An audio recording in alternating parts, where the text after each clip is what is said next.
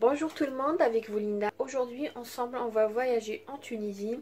Je vais réaliser pour vous une recette que j'ai eu l'occasion de goûter lors de mon dernier voyage en Tunisie. C'est la recette des briques d'anouni tunisien. Une recette très facile à réaliser, idéale comme entrée pour un pique-nique ou tout simplement lors du mois de Ramadan. Vous allez voir, c'est des sortes de choses sont très bon. Pour la cuisson, aujourd'hui j'ai opté pour une cuisson au four. Habituellement on les fait frire, mais j'ai remarqué que beaucoup me demandent des chaussons qu'on prépare ou qu'on fait cuire dans le four, et j'ai opté pour une cuisson dans le four. Suivez-moi, nous allons passer à la réalisation.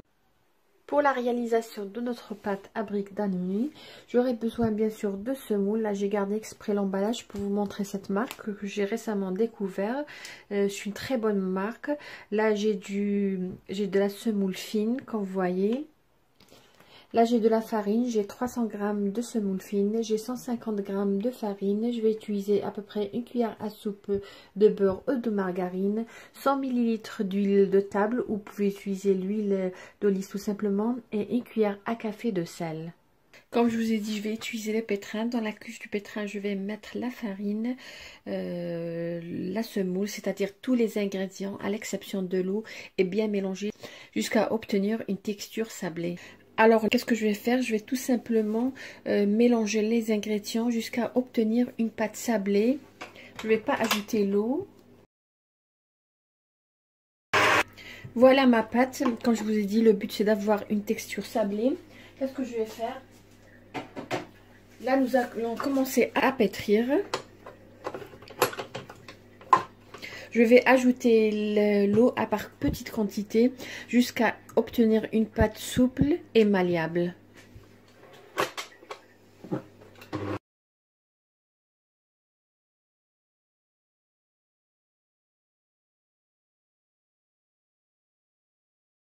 Voilà, notre pâte, elle est prête. Comme vous voyez, voici la consistance. Regardez. Je sais, vous allez dire que j'ai oublié de mettre la levure, mais non, on ne met pas dans cette pâte la levure. La recette originale ne contient pas la levure. Comme elle ne contient pas la levure, il est très important de la laisser reposer. Je vais la couvrir d'un film alimentaire et la laisser reposer au minimum 1 heure.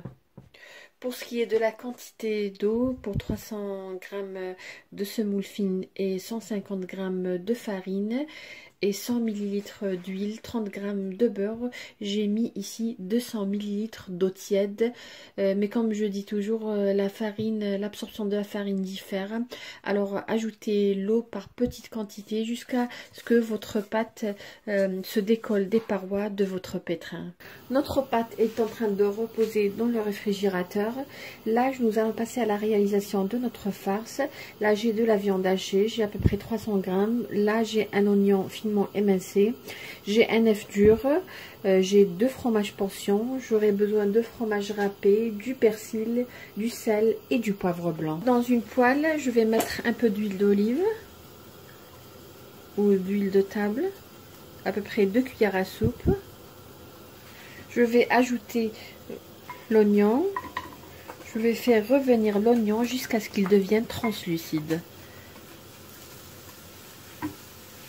Pour la farce, vous pouvez ajouter aussi des capres, vous pouvez ajouter des olives, ce qui est disponible à la maison. Comme vous voyez, l'oignon est translucide. Là, je vais ajouter la viande hachée. Faire revenir jusqu'à ce que la viande hachée prenne une couleur. Voilà, la viande hachée, elle est cuite. Je vais assaisonner. Je vais mettre du poivre blanc ou poivre noir. Du sel, pas beaucoup parce que tout à l'heure nous allons ajouter les 2 fromages. Et à la fin, je vais ajouter le persil.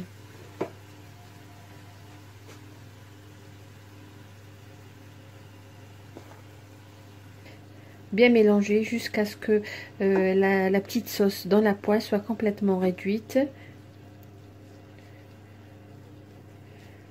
Là, je vais éteindre et je vais laisser refroidir.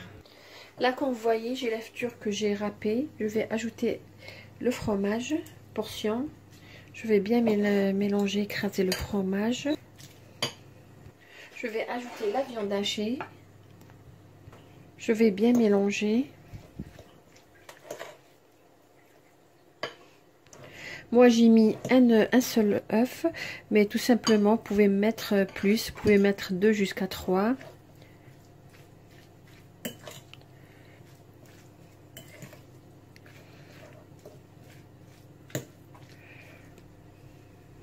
Et là je vais ajouter le fromage râpé. Je vais ajouter l'équivalent de 2 poignées. Bien mélanger.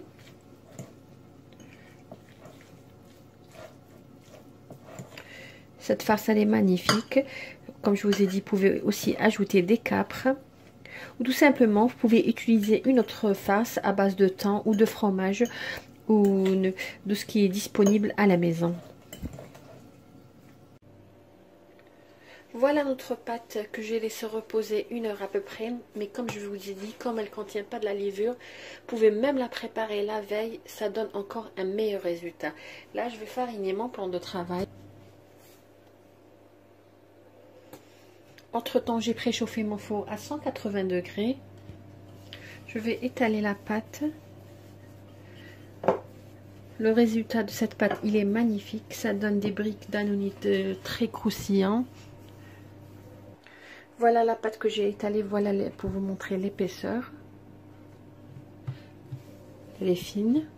Là, à l'aide d'un emporte-pièce, nous allons réaliser des cercles et nous allons mettre notre farce. Pour ce qui est de l'emporte-pièce, je vous conseillerais d'utiliser un emporte-pièce minimum de 10 à 12 cm pour avoir des briques d'annonit assez d'une taille moyenne. Ou sinon, comme apéritif, vous pouvez tout simplement réaliser avec un emporte-pièce de 8 cm, ça vous donnera des petits.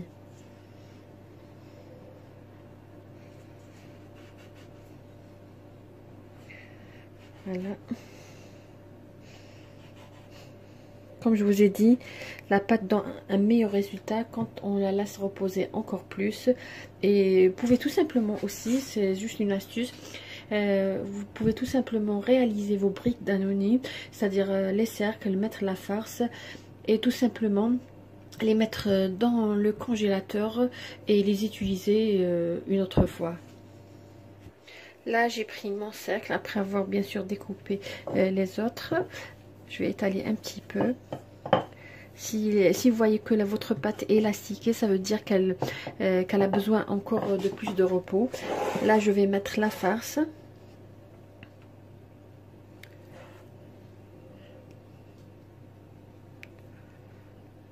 Comme je vous ai dit, vous pouvez les réaliser petits, moyens ou grands.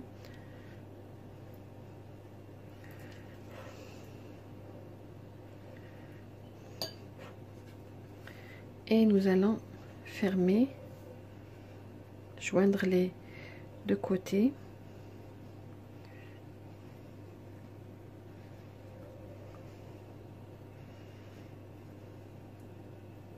Vous pouvez même les réaliser, comme je vous ai dit, pour un pique-nique. C'est une très très bonne idée.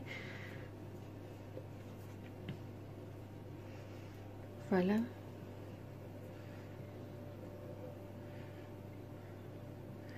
Une sorte de zigzag pour avoir de beaux briques.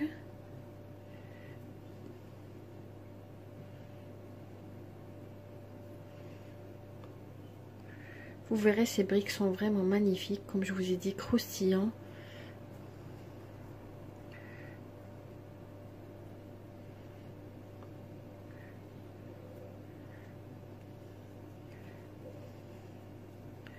Voilà. Qu'est-ce que je vais faire? Je vais terminer le reste et je vais les enfourner à 180 degrés. Je vais pas badigeonner les briques d'annonit. Je vais tout simplement les mettre à l'intérieur tels qu'ils sont. Et pour la cuisson, c'est de 20 à 25 minutes. Voilà, on est arrivé à la fin de la vidéo d'aujourd'hui qui était les briques d'annonit tunisien. Des briques ou des chaussons très très bons, très légers, croustillants. très facile à réaliser avec une pâte vraiment magnifique. Nous allons voir comment il se présente à l'intérieur. Là, je vais prendre une juste pour vous montrer la dorure, la cuisson. Comme je vous ai dit, j'ai rien mis, j'ai juste laissé la pâte parce que tout simplement la pâte contient de l'huile et automatiquement ça va prendre une couleur lors de la cuisson. Là, on va voir comment il se présente à l'intérieur. Voilà comment il se présente à l'intérieur. Comme je vous ai dit, la pâte, elle est bien croustillante. La farce aussi, elle n'est pas sèche. Mais comme je vous ai dit, vous pouvez mettre ce que vous voulez comme farce.